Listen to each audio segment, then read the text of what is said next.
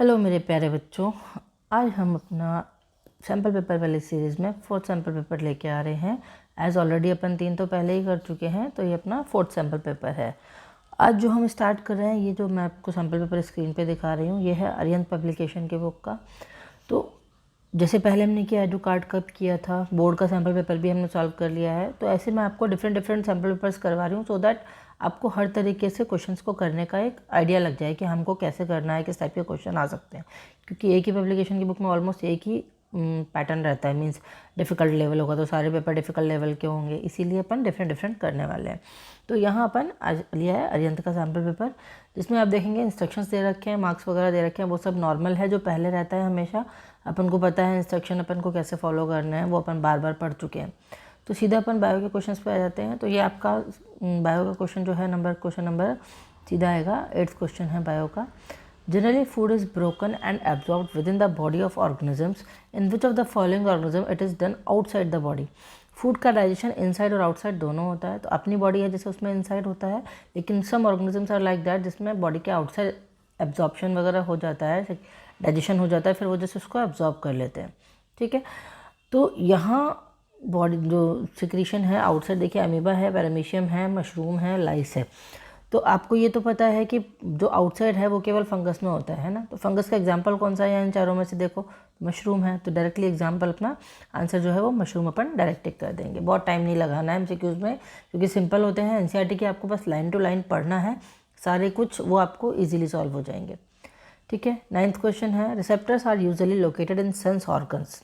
ठीक है, sense organs है तो जस्टेटरी रिसेप्टर्स क्या होंगे। जस्टेटरी का मतलब क्या होता है, ये अपन को चारों पांचों रिसेप्टर्स अपने दिए होते हैं, वो अपन को पता होना चाहिए। फोनो रिसेप्टर है, जस्टेटरी है, ऑल्फैक्टरी है, वो सब अपन को पता होना चाहिए। ठीक है, क्योंकि इसके ऊपर एमसीक्यूज आते ही आते हैं। तो यहाँ जो जस्टेटरी है वो अपना टेस्ट से रिलेटेड है। तो टेस्ट के लिए कौन सी आपके पास सेंस ऑर्गन है, टंग है, तो सिंपली टंग हो जाएगा इसका। ठीक है, नेक्स्ट क्वेश्चन है, a farmer wants to grow banana plants genetically similar enough to the plant already available in its field. तो जब हमें जेनेटिकली सिमिलर प्लांट बनाने हैं तो हमें कौन सा मेथड लेना पड़ता है, वेजिटेटिव प्रोपगेशन ही लेना पड़ता है, उससे वो जेनेटिकली बिल्कुल सिमिलर बनते हैं। ठीक है, तो इसमें रीजनरेशन, बडिंग, वेजिटेटिव और सेक्शुअल रिप्रोडक्शन है। ठीक है, तो हमें लेकिन जो प्लांट बनाना के केस में हम वेजिटेटिव प्रोपगेशन को लेंगे, क्योंकि उसमें सीड्स नहीं है, तो उसको हम प्लांट टू प्लांट ही ग्रो करते हैं। ठीक है, height of the plant is regulated by, height of the plant किससे रेगुलेटेड होगी वो देखिए अपन। चारों ऑप्शन दे रखे हैं, DNA which is already influenced by growth hormones, genes which regulate the proteins directly, growth hormones under the influence of the enzymes coded by a gene, growth hormones directly under the influence of a gene. तो इसका answer रहेगा अपना C, growth hormones under the influence of the enzymes coded by a gene. क्योंकि enzymes वगैरह जो भी हैं ये सब एक जीन्स के थ्रू चलते हैं अपने, जीन्स से जो भी कोड होगा वही ग्रोथ हार्मोन्स रहेंगे जो उसकी हाइट को कंट्रोल करेंगे प्लांट की को। नेक्स्ट है, sportsman after a long break of his routine exercise suffered muscular cramp. Muscular cramp का क्वेश्चन ऑलमोस्ट बेटा 1 साल छोड़ के 1 साल आता ही आता है। इस जो आपके एनसीईआरटी में रेस्पिरेशन की तीनों इक्वेशंस दे रखी हैं, उन तीनों में से एक क्वेश्चन तो 1 साल छोड़ के 1 साल आता ही आता है, 100% लिख लो आप। ठीक है, तो मस्कुलर क्रैम्प्स हुए हैं, मस्कुलर क्रैम्प्स होते क्यों हैं? ऑप्शन देखिए, lack of carbon dioxide and formation of pyruvate, presence of oxygen and formation of ethanol, lack of oxygen and formation of lactic acid, and lack of oxygen formation of carbon dioxide। तो cramps का अपन को सबको पता है कि ये cramp हमेशा lactic acid की फॉर्मेशन की वजह से आते हैं। जब आपके इनकम्प्लीट ऑक्सीजन सप्लाई रहती है बॉडी में, तो उस ऑक्सीजन की कमी के कारण, क्योंकि जब हम बहुत एक्सरसाइज करते हैं, हैविली एक्सरसाइज करेंगे या बहुत रन करेंगे फास्टली, तो उस टाइम पे हमारी ऑक्सीजन डिमांड पूरी नहीं हो पाती। उस टाइम पे हमारा बॉडी में लैक्टिक एसिड फॉर्मेशन हो जाता है, और जहाँ भी लैक्टिक एसिड फॉर्मेशन करेगा वो ऐसा लगेगा आपके मसल्स को उसने थोड़ा सा मोड़ तोड़ दिया है, जिसको हम क्रैम्प को बोलते हैं। ठीक है, तो ये आपका आंसर सी हो जाएगा इसका। नेक्स्ट क्वेश्चन अपना है, इसके बाद क्वेश्चन नंबर मैं देख लेती हूँ बेटा। इसमें अपना नेक्स्ट क्वेश्चन है 15, 16। मैंने क्वेश्चन नंबर लिख रखे हैं, बायो ये कौन कौन से हैं। ठीक है, तो ये क्वेश्चन है अपना 15। 1987 an agreement was formulated by the United Nations Environment Program UNEP to freeze the production of X to prevent depletion of Y, X and Y, Y, X, Y, हाँ Y, X and Y respectively referred to as। ठीक है, production किसका कम किया जाए और किसके depletion को रोका जाए। तो डिप्लीशन को किसको रोकना है, वाई, ये अपन को सबको पता है कि हमें ओजोन के डिप्लीशन को रोकना है, ठीक है। तो प्रोडक्शन को किसका होगा, ओजोन पहले देख लेते हैं अपन, यहाँ किस में है, ओजोन सी में ही है डायरेक्टली, तो इसका आंसर सी हो जाएगा। और ओजोन का डिप्लीशन होता बिकॉज ऑफ CFCs है, तो हमें CFCs के प्रोडक्शन को स्ट्रिक्ट करना है, रोकना है, ठीक है। तो ये अपन को कर लेना है। अच्छा, ये इसमें यूनैप के अलावा और भी जो अपने हैं, हेलेंस की डिक्लेरेशन है, क्योटो प्रोटोकॉल है, जिन्होंने ओजोन लेयर के लिए सपोर्ट के लिए काम किया था, या उसके CFCs के प्रोडक्शन को कट डाउन करने के लिए डिक्लेरेशन साइन किए थे, तो वो नेम अपन को पता होने चाहिए। 2 मार्क्स में वो आपसे नेम्स भी पूछ सकता है। मैंने अभी आपको बता दिया है, देख लेना, तो लिख लेना उनको, ठीक है। 15 के बाद है 16, which of the following features relates to biodegradable substances. अब देखिए, broken down by biological process, remain inert, persist in the environment for long time, biodegradable, non biodegradable नहीं है, बायोडिग्रेडेबल में हार्म देखो सिस्टम, हार्म भी नहीं करेगा, बहुत लंबे टाइम तक नहीं रहेगा, ठीक है। इनर्ट भी नहीं रहता है, वो आराम से ब्रेक डाउन हो जाता है बायोलॉजिकल प्रोसेस के थ्रू सिंपली, और डिकम्पोज होकर सॉइल में ही मिल जाता है, ठीक है।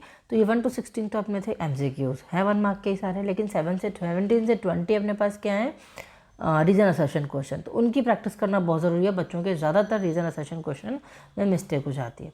तो अपन यहाँ करेंगे रीजन असर्शन क्वेश्चन जो है बायो के, वो देख लेते हैं अपन। 18 है और 20 है, ठीक है।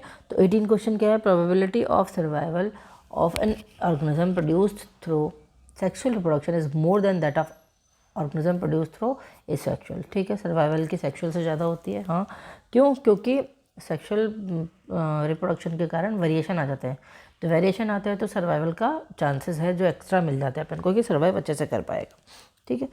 सेकंड क्या है, सेकंड मतलब रीज़न क्या है इसका, वेरिएशन प्रोवाइड एडवांटेज, ठीक है ना, ये मैंने आपको यही बोला, वेरिएशन आ रहा है, तो इसका मतलब इसका ऑप्शन क्या रहेगा, जो इसके रीजन के ऑप्शंस हैं, ये 4 हैं, दिए होते हैं ABCD, इन चारों में से रहेगा ये A।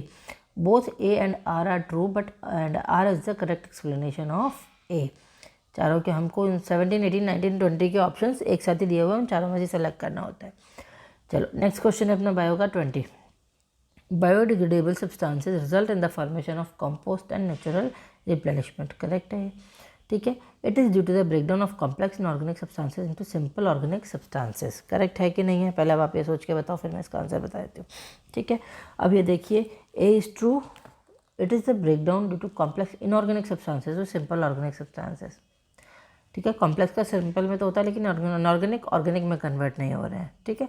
तो इसीलिए रीज़न फॉल्स हो गया इसका, A करेक्ट है लेकिन रीज़न फॉल्स है। तो 20 का आंसर, 20 क्वेश्चन का आंसर क्या हो जाएगा आपका, C, हाँ। अब जो नेक्स्ट क्वेश्चन है अपना वो है 22, state the post fertilization changes that lead to the fruit formation in plants. इसका डायग्राम अपने NCERT में दिया हुआ है, पोस्ट फर्टिलाइजेशन चेंजेस, जो पोलन ट्यूब ग्रो कर रही है उसको अपन इसमें बना सकते हैं, चाहे तो, नहीं भी बनाए तो कुछ नहीं, इसमें चेंजेस पूछे हैं केवल, 2 मार्क्स का क्वेश्चन है, तो अपन वेरी शॉर्ट आंसर में उसके चेंजेस लिख सकते हैं, ठीक है। अब चेंजेस क्या होंगे, इसके चेंजेस अपन को पता होना चाहिए, चेंजेस क्या हैं डायग्राम के साथ में, वो उससे कंबाइंड करेगा, क्या पोलन ट्यूब ग्रो करेगी, पोलन ट्यूब आएगी तो उसके साथ में मेल गैमेट आएंगे, मेल गैमेट नीचे आएंगे तो मेल गैमेट एक ओवा से फ्यूज हो जाएगा और एक जाके अंदर पोलन उससे सेंट्रल सेल के जो न्यूक्लियस है उनसे मिल जाएगा, तो ये उसके चेंजेस हो जाएंगे। और इसके बिकॉज ऑफ दैट क्या होगा, जाइगोट फॉर्मेशन हो जाएगा, जाइगोट बन जाएगा एम्ब्रियो, और फिर पूरा का पूरा ओवरी है वो फ्रूट में कन्वर्ट हो जाएगा, ठीक है। ये अपन को यहाँ पूरा इसका आंसर लिखना होगा, पॉइंट में लिख सकते हैं इसको और अलग अलग भी लिख सकते हैं, ठीक है। पेटल्स और कैलिक्स कोरोला मीन्स जो भी है आउटर साइड, वो सब शेड ऑफ हो जाते हैं ड्राई होके, और बाकी जो है फ्रूट्स बन जाते हैं उसमें, ठीक है। फ्रूट और ओव्यूल जो है वो सीड में कन्वर्ट हो जाते हैं, ये अपन सारा उसमें लिख सकते हैं, क्योंकि डायरेक्ट 1 मार्क का क्वेश्चन भी आता है इसमें। What the fate is for seeds and seeds, क्या, ovule and ovary, what are the fate of ovule and ovary, तो डायरेक्ट 1 मार्क क्वेश्चन पहले जैसे आता था अभी नहीं आता है 1 मार्क क्वेश्चन लिखने को, ठीक है, तो उसमें भी लिख सकते हैं। अब है next question 23, what is the purpose of making urine in the human body, ठीक है। Name the organ that stores and release the urine, ठीक है। What is the purpose of, purpose क्या है, पहली बात तो पर्पज़ है अपनी बॉडी में जब अपन जैसे जो भी खाते पीते हैं उसमें से जो वेस्ट कलेक्ट हो जाता है, नाइट्रोजनस वेस्ट निकलता है वो सब हमारा यूरिन में चला जाता है। यूरिन के थ्रू हम उसको पास आउट करते हैं, क्योंकि नाइट्रोजनस वेस्ट को अपन बॉडी में इकट्ठा नहीं रख सकते, हमारी बॉडी डैमेज होने लग जाएगी, किडनीज डैमेज होने लग जाएंगी, तो इसलिए उसको हमको रिलीज़ करना पड़ता है। तो वो किडनी के थ्रू, यूरिन के थ्रू, नेफ्रॉन्स के थ्रू वो अपने बॉडी से बाहर निकल जाते हैं। ठीक है, अब क्या है नेक्स्ट पार्ट इसका। अब ये 2 मार्क का क्वेश्चन है, तो 1 पार्ट का तो ये हो गया अपना। 1 पार्ट में 1 मार्क में इसने नेक्स्ट क्या पूछ लिया है, name the organ that stores and release, तो हाफ मार्क के दोनों हो गए। ठीक है, तो बाइफरकेशन आपको मार्क्स का देखना पड़ेगा कि कैसे आप बाइफरकेट करते हो, या क्या क्वेश्चन उसमें पूछे गए हैं, तो वो अपन को थोड़ा खुद का दिमाग लगा के एग्जाम टाइम पे बाइफरकेट करना होगा। तो name the organ that stores, urine को कौन स्टोर करता है, ये तो सबको पता है, बहुत सिंपल सा है, यूरिनरी ब्लैडर स्टोर करता है। रिलीज़ कौन करता है, रिलीज़ के लिए अपने पास जो ऑर्गन होता है वो अपने पास क्या होता है, यूरेथ्रा। ठीक है, तो यूरिनरी ब्लैडर एंड यूरेथ्रा अपन दोनों यहाँ पे नाम लिख देंगे। ठीक है, अब नेक्स्ट क्वेश्चन इसका चॉइस क्वेश्चन है। अब आपको ये नहीं करना है, आप क्या करेंगे, नेक्स्ट क्वेश्चन कर लेंगे। Why do arteries have thick and elastic wall, why veins have valves. ठीक है, तो आर्टरीज के थिक वाल्व क्यों होते हैं, क्योंकि आर्टरीज में जो ब्लड होता है वो बहुत प्रेशर से फ्लो करता है, इतना फ्लो प्रेशर रहता है उसमें, जिसको अपन मेज़र करते हैं ना, आर्टरीज के ब्लड प्रेशर को मेज़र करते हैं अपन, और इतना प्रेशर होता है कि अगर वॉल नहीं हो हमारे हार्ट की, हमारी बॉडी की कवरिंग नहीं हो, तो हमारा जो ब्लड है वो ऑलमोस्ट 30 फीट हाई डिस्टेंस तक जा सकता है। ठीक है, तो इतना तेज़ प्रेशर रहता है कि अगर ब्लड को हम थ्रो करेंगे तो वो 30 फीट तक चला जाएगा। तो इसीलिए हमें आर्टरीज में थिक वॉल की ज़रूरत है कि वो इस हाई प्रेशर को विदस्टैंड कर सके, उसके साथ में सर्वाइव कर सके। तो इलास्टिक वाल भी होते हैं, ब्लड ज़्यादा आ रहा है तो खींच जाएगी, वापस कॉन्टैक्ट हो जाएगी, थोड़ा सा इलास्टिसिटी रहती है। Whereas veins have valves, veins में वाल्व्स क्यों होते हैं, क्योंकि ब्लड के बैक फ्लो को रोकना पड़ता है। ठीक है, ब्लड एक बार जो आगे चला गया मीन्स आपका जो वेस्ट ब्लड लेके मतलब कार्बन डाइऑक्साइड वाला ब्लड लेके वो वापस मिलना नहीं चाहिए पीछे जाके, इसलिए उसमें वाल्व्स होते हैं, तो उसके कारण वो बैक फ्लो नहीं कर पाता। तो ये भी आपके दोनों 1-1 मार्क के पार्ट हो जाएंगे, दोनों के रीज़न हमें अलग अलग लिखने पड़ेंगे। ठीक है, ये भी हो गया आपका। अब नेक्स्ट क्वेश्चन अपना है बायो का, 2 मार्क्स में शायद ये क्वेश्चन नहीं, एक और है। Study the food chain given below and answer the questions that follow.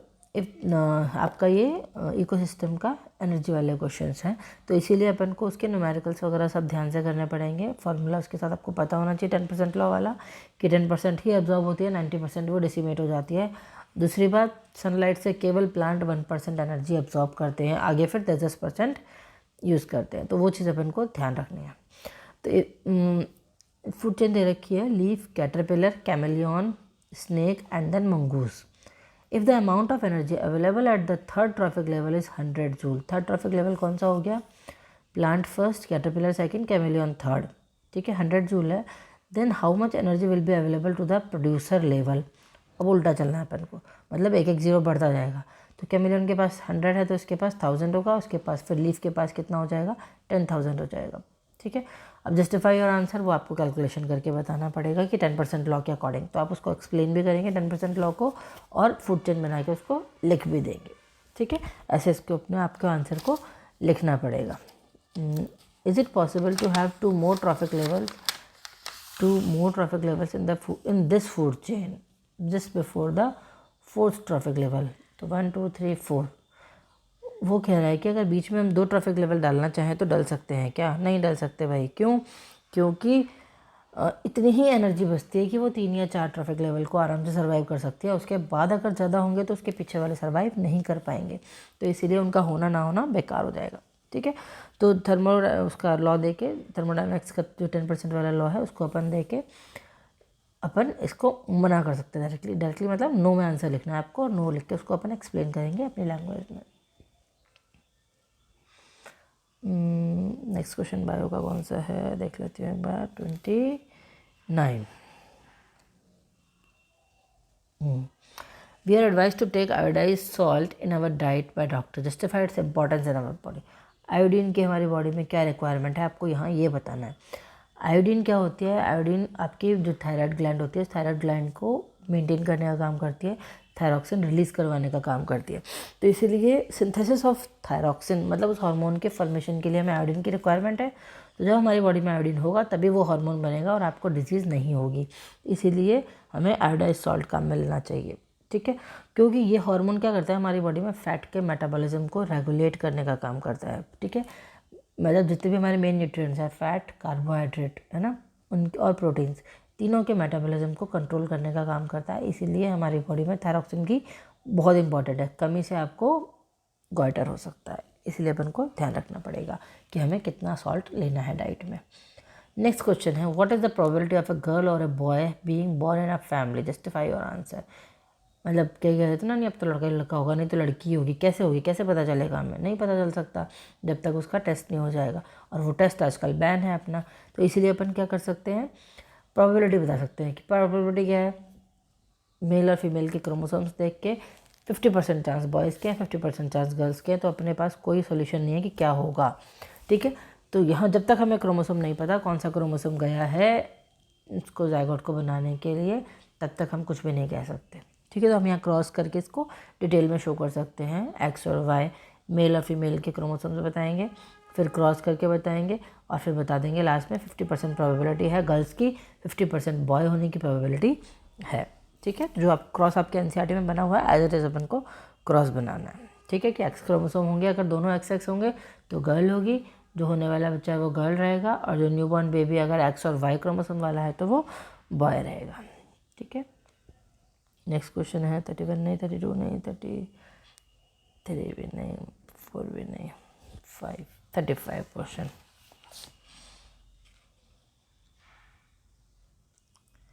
हाँ, given below are certain situations, analyse and describe the possible impact on a person. Situation दी हुई है कि क्या होगा अगर ये हो जाएगा तो, ठीक है। तो क्या होगा भाई, पहले देखते हैं सिचुएशंस क्या है। Testis of a male boy are not able to descend into the scrotum during his embryonic development। ये आपका सेपरेटली 2 मार्क का क्वेश्चन भी आता है। अगर टेस्टिस डिसेंड नहीं हुई हैं, क्योंकि 7 मंथ में प्रेगनेंसी में वो डिसेंड हो जाती हैं, बच्चे की बॉडी से बाहर हो जाती हैं, तो अगर वो नहीं होती हैं तो क्या होगा, क्योंकि फॉर्मेशन ऑफ स्पर्म्स को चाहिए एक पर्टिकुलर टेम्परेचर, अपनी बॉडी से ऑलमोस्ट 2 से 3 डिग्री टेम्परेचर कम चाहिए होता है, डिग्री सेल्सियस। अगर वो बॉडी से डिस्टेंस नहीं होती हैं तो उनका टेम्परेचर वही की वही मेंटेन रह जाएगा, और अगर वही टेम्परेचर रहता है तो स्पर्म्स वायबल नहीं होंगे, लाइव नहीं होंगे, मतलब यूँ कह सकते हैं मोटाइल नहीं होंगे, डेथ हो जाएगी, डेड हो जाएंगे, तो वो उस टाइम में फंक्शनल भी नहीं होंगे, फंक्शनल नहीं है तो प्रेगनेंसी भी नहीं होगी। तो इसीलिए अपन कह सकते हैं कि जो स्पर्म्स हैं वो काम नहीं करेंगे। अगर हमने vast difference of a man is plugged, vast difference को अगर हमने प्लग कर दिया तो स्पर्म्स जो होते हैं वहाँ वास्ट डिफरेंस में कलेक्ट होते हैं कुछ लंबे टाइम के लिए, 24 घंटे के लिए। अगर वो प्लग है मतलब ब्लॉक हो रखी है, रुकी हुई है, तो स्पर्म्स आगे जा ही नहीं पाएंगे। तो स्पर्म जब आगे ट्रांसफ़र नहीं होंगे तो रिलीज़ नहीं होंगे, और रिलीज़ नहीं होंगे तो अगेन वो प्रेगनेंसी नहीं होएगी, ठीक है।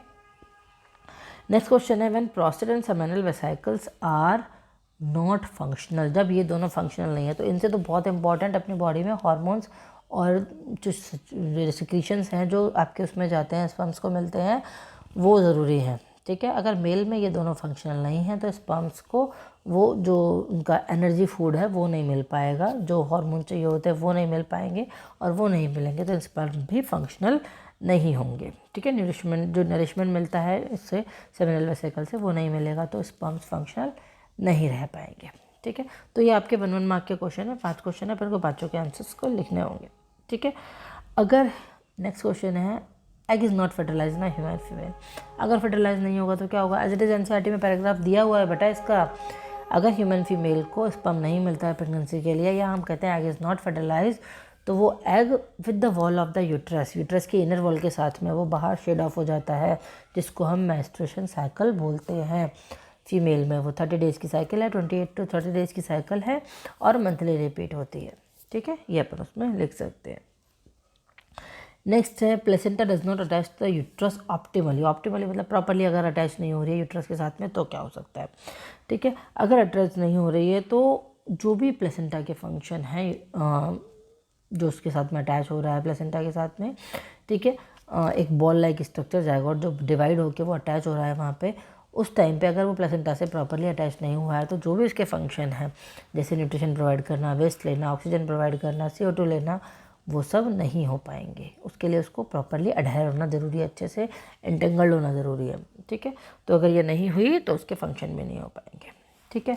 नेक्स्ट अपने पास क्या है, ये 5 मार्क्स के 5 क्वेश्चन हो गए अपने पास, तो आराम से 3-3 4-4 लाइन में इनके आंसर आ जाएंगे आपके हर क्वेश्चन के। A doctor has advised Sameer to reduce sugar intake in his diet and do regular exercise after checking the blood test report. Which disease do you think Sameer is suffering from? Suffering क्या है? Sugar के लिए मना किया है. Sugar के लिए मना करने का मतलब है 100% डायबिटीज़ है पर्सन को, इसीलिए डॉक्टर मना कर रहे हैं. तो Sameer is suffering from diabetes. अब डायबिटीज़ क्यों होती है? ठीक है, सफरिंग फ्रॉम डिजीज़ पूछा है इसने, तो डिजीज़ का नाम हो गया diabetes. Name the hormone responsible for the disease. Insulin वही एक कल्प्रेट हार्मोन है जो डायबिटीज़ करवाता है. अगर इंसुलिन का अमाउंट आपकी बॉडी में जितना रिक्वायरमेंट है उतना नहीं है तो आपकी शुगर पूरी की पूरी डाइजेस्ट नहीं हो पा रही है और आपके ब्लड में शुगर आना शुरू हो जाती है. उसी को हम बोलते हैं शुगर की बीमारी हो रही है, डायबिटीज़ हो रही है. जनरल लैंग्वेज में अपन शुगर बोल देते हैं, शुगर हो रही है. ठीक है, तो हार्मोन इसके लिए इंसुलिन रिस्पॉन्सिबल है. And the organ producing the hormone, insulin produce होता है आपका पैनक्रियाज से. ठीक है, तो वो आपको यहाँ पे लिखना होगा कि जो पैनक्रियाज है वो आपका इंसुलिन प्रोड्यूस करता है. अब इतना डिटेल में नहीं जाना कि इंसुलिन में बीटा सेल है, अल्फा सेल्स है या कौन सी क्या क्या सेल कौन हार्मोन रिलीज़ करना है. 10th में आपके इतना ही है कि आपके पैनक्रियाज से रिलीज हो रहा है. सुपरफिशियल स्टडी है थोड़ी. 12th बायो में जाएंगे तो आपको इंटरनल बताना पड़ेगा. ठीक है, चलिए अब आपके है which hormone is present in the areas of rapid cell division in a plant and which hormone inhibits the growth. ठीक है, तो आपके प्लांट हार्मोन जो है आपके 4 अपन स्टडी कर रहे हैं, उनमें से 3 तो है ग्रोथ हार्मोन और एक है अपना उसका ग्रोथ इनहिबिटर हार्मोन. ठीक है, तो यहाँ जो रैपिड सेल डिवीजन करवाता है वो है आपका साइटोकाइनिन और जो इनहिबिट करता है ग्रोथ को उसको अपन बोलते हैं एब्सिसिक एसिड. एब्सिसिक एसिड जो आपकी ग्रोथ को स्टॉप करता है या फ्रूट्स वगैरह लीफ जब मैच्योर हो जाती हैं, एज पूरी हो जाती है, उनको हटवाने के लिए प्लांट से उनको तोड़ना होता है. फिर वो अपने आप निकल जाती है ना, अपन थोड़ी सारी लीफ को तोड़ते हैं. तो अपने आप निकलने के लिए कौन रिस्पॉन्सिबल है? Abscisic hormone. कैसे काम करता है वो अपन डिटेल वीडियोज़ में लेंगे, जब टॉपिक्स पढ़ते हैं अपन उन वीडियोज़ में लेंगे. ठीक है, तो ये आपका हो गया यहाँ पे 35 क्वेश्चन. 36 नहीं, अब आपका आता है लास्ट 37, 38, 39. 3 क्वेश्चन है आपके. इनको हम बोलते हैं केस स्टडीज़. केस स्टडीज़ में क्या है आपके 1 मार्क के हैं. 4 नंबर की एक केस स्टडी है. ठीक है, तो 4 नंबर की एक केस स्टडी के लिए अपन को एक बायो, एक फिजिक्स, केमिस्ट्री तीनों से रहेगी. ठीक है, तो आपका अपन यहाँ देखते हैं 38 नंबर का है जो आपका बायो का है. एक मिनट इसको मैं ठीक कर देती हूँ. क्या है? हाँ, A to D given below represent the type of earlobes present in a family consisting of 2 children, Rahul, Nisha and their parents. ठीक है, ईयरलोब क्या है? ये वाला स्ट्रक्चर किस तरह का है, फ्री है या अटैच्ड है, उसके हिसाब से. ठीक है, अब पूरी केस स्टडी को देखो.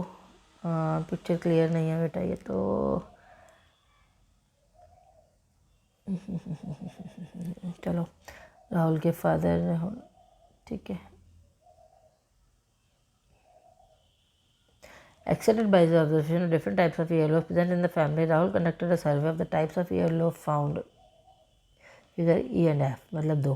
ये आपको दिख रहा है F वाला वो है अटैच्ड क्योंकि वो चिपका हुआ है. ठीक है, एक मैं आपको दिखा देती हूँ डायग्राम से, पेंसिल से मार्क करके. ये आपका है अटैच्ड वाला और ये फ्री ईयरलोब है. अपन को दिख रहा है ना, सेपरेट है थोड़ा सा ऐसे मेरा भी देखोगे तो फ्री ईयरलोब है ना. ये अटैच्ड वाला भी होता है कुछ लोगों में. ठीक है, तो वो आपको दिख जाएगा कुछ जगह पे. तो उसने कहा है कि इस तरह के 2 हैं, कुछ फादर में, कुछ मदर में, कुछ बच्चों में, कुछ तरह किसी टाइप का है, किसी में किसी टाइप का है. तो अब ये कह रहा है found 2 types of earlobes in his classmates as per the frequency given below. Frequency दी है, मेल में 36 फ्री है, 14 अटैच्ड है, फीमेल्स में 31 फ्री है और 19 अटैच्ड है. तो on the basis of the above data answer the following question. ठीक है, अब आपको क्वेश्चन का आंसर देना है.